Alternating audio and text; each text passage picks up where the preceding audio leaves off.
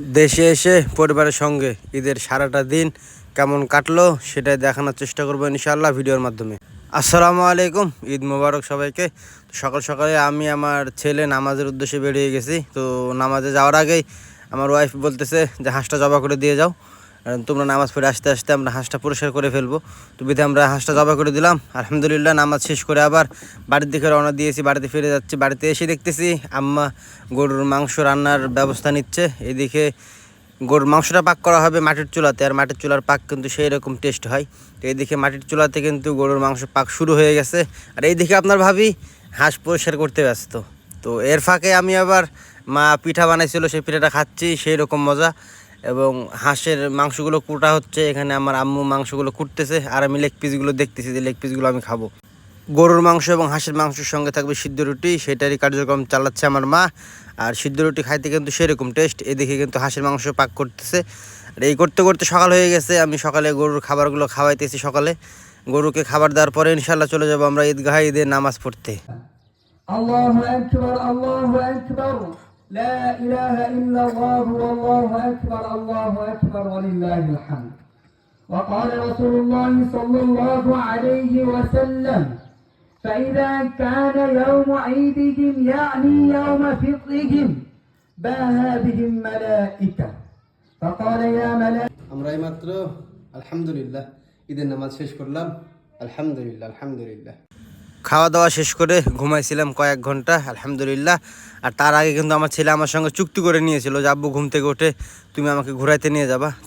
সেই জন্য দুই বাপ বেটাতে গাড়ি নিয়ে বের হয়ে গেছি। জানি না কোথায় যাব, তবে আমার ছেলে বলতেছিল আব্বু পাশে একটা পার্ক আছে, পার্কে যাই। অবশ্য আমি পার্কের কথা জানতাম যে পার্কটা আছে, কিন্তু বহু বছর ধরে যাওয়া হয় না, কারণ আমি যেহেতু প্রায় 3.5 বছর পরে দেশে আসছি, আর তারও আগে থেকে আমার ওই পার্কে যাওয়া হয় না। তো আমার ছেলে বলতেছিল যে আব্বু চলো ওই পার্ক থেকে ঘুরে আসি, যেহেতু এটা কাছে এবং আমাদের এখান থেকে কিন্তু খুবই কাছে, হয়তো বা 10 থেকে 12 কিলোমিটার দূরে হবে। তো আমরা দেখতে দেখতে কিন্তু পার্কের কাছে চলে আসছি। এটাই হচ্ছে সেই কাঙ্ক্ষিত পার্ক। তো আপনাদেরকে আমি পার্কে ঢুকাই দেখায় যে কী কী আছে। আমরা অলরেডি পার্কের ভিতরে ঢুকে গেছি, আর এই পার্কের নাম হচ্ছে স্বপ্নপল্লী। আমাদের এলাকাতে রংপুর দিনাজপুরে কিন্তু আছে স্বপ্নপুরী, আর আমাদের এটার নাম দিয়েছে স্বপ্নপল্লী। তো যাই হোক আলহামদুলিল্লাহ খুব ভালো লাগতেছে, কারণ সন্তানকে নিয়ে ঈদের দিনটা ঘুরতে পারতেছি। আসলে আমার কাছে এত ভালো লাগতেছে, এই বিষয়টা ফিল করবে যারা আসলে প্রবাসী আছে তারা।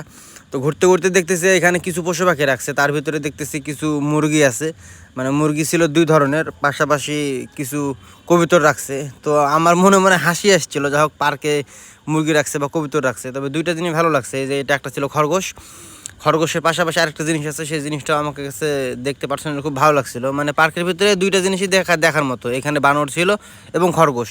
তো এই দেখতে দেখতে সামনে দেখতে পেলাম যে 2 তলা একটা ঘর বানিয়ে রাখছে। আমার ছেলে জেদ ধরলো যে আব্বু চলো ওইটার উপরে উঠি। তো কি আর করা, কিছুই করার ছিল না, বিধায় ছেলেকে নিয়ে 2 তলাতে উঠে গেছি। আমি বলতেছি উপরে ওঠো উপরে ওঠো, এবং উপরে উঠে গেলাম এবং উপর থেকে সম্পূর্ণ ভিউটা ক্যাপচার করলাম। এইদিকে দেখতেছি লেক খনন করে রাখতেছে, মাশাআল্লাহ খুব সুন্দর। এর ফাঁকে আমার ছেলে আমাকে বলতেছে আব্বু আমাকে মোবাইলটা দাও, আমি সুন্দর করে তোমার একটা শট নেই। তারপরে দিলাম মোবাইলটা। মাশাআল্লাহ মাশাআল্লাহ, আসলে ভবিষ্যতে ক্যামেরাম্যান হবে। খুব সুন্দরভাবে কিন্তু শটটা নিয়েছে। আমাকে পার্সোনালি খুব ভালো লাগছে যে এত সুন্দর একটা শ্যুট নিতে পেরেছে আমার ছেলে। আপনারা কমেন্ট করে জানাবেন যে আমার ছেলে ভিডিওটা কেমন করছে। তো আমার শ্যুট নেওয়া শেষে দেখতেছি এখানে কৃত্রিম খাল খনন করে রাখছে, মাশাআল্লাহ খুব সুন্দর ছিল, এবং ভিউটা একটু নিয়ে নিলাম। এইখান থেকে আমার ছেলে আবার ঝর্ণা দেখতে পাইছে এবং বায়না ধরছে ঝর্ণার পাশে যাবে, ওখানে গিয়ে ছেলের একটা শ্যুট নিয়ে নিলাম। এই শ্যুট শেষ করতে না করতে নৌকাতে চলার বায়না, এবং বাপ ছেলেতে নৌকাতে চড়ে গেলাম।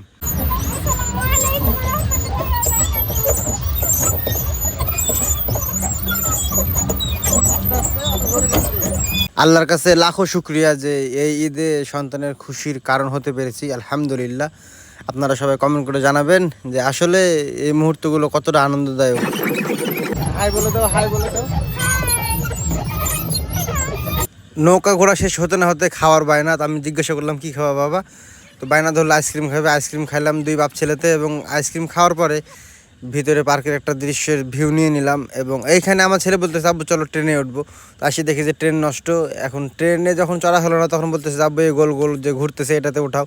এটাতে উঠায় কিছুক্ষণ ঘুরাইলাম, ঘোরানোর পরে বলতেছে আব্বু চলো দোলনাতে উঠি। এবং ছেলেকে বলা মাত্রই ছেলেকে দোলনাতে নিয়ে ঘুরলাম 2 বাপ ছেলেতে। খুব সুন্দর লাগলো। আসলে এই সময়টাতে ছোটোবেলা সে স্মৃতি মনে পড়তেছিল।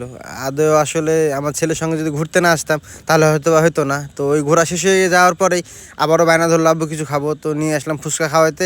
ফুচকা খাওয়ানোর পরে আবারও বায়না ধরছে যে আব্বু হেলিকপ্টারে চড়বো। তো আবারও হেলিকপ্টারে চড়াই দিলাম। হেলিকপ্টারে চড়ে আমার ছেলে বলতেছে আব্বু হেলিকপ্টারের ফিল পাচ্ছি। হেলিকপ্টার থেকে নেমে বলতেছে আব্বু এখানে আমি স্লিপ খাবো একবার। তো আমি বললাম উঠে যাও আব্বুজান। এই স্লিপ খাই নিল। স্লিপ খাওয়া শেষ করতে না করতে বলতেছে আব্বু এখানে দোলনা আছে, দোলনাতে উঠি। আমি বললাম উঠে যাও আব্বুজান। আমি পিছ থেকে ধাক্কা দিলাম। আমি যত আস্তে ধাক্কা দিয়ে আমার ছেলে বলে আব্বু আরো জোরে ধাক্কা দাও, জোরে ধাক্কা দাও। জোরে ধাক্কা দিতে দিতেই আমাদের ঘোরার কাজ শেষ। আমরা এখন এখান থেকে বের হয়ে যাব। আর এখন পর্যন্ত যারা ভিডিওটি দেখছেন কমেন্ট করে জানাবেন যে আমাদের বাপ ছেলের ঈদের সারাটা দিন কেমন ছিল। আর আমরা যারা প্রবাসীরা আছি তারা এই দিনগুলো বা এই সময়গুলো খুব মিস করি, কারণ আমাদের হয়তো বা 2 বছর 3 বছর পরে গিয়ে এই দিনগুলো মিলে। তো আজকের ভিডিও এই পর্যন্তই। সবাই ভালো থাকবেন, সুস্থ থাকবেন, আমাদের জন্য দোয়া করবেন, বিশেষ করে আমার ছেলের জন্য দোয়া করবেন। সবাইকে জানাই ঈদ মোবারক।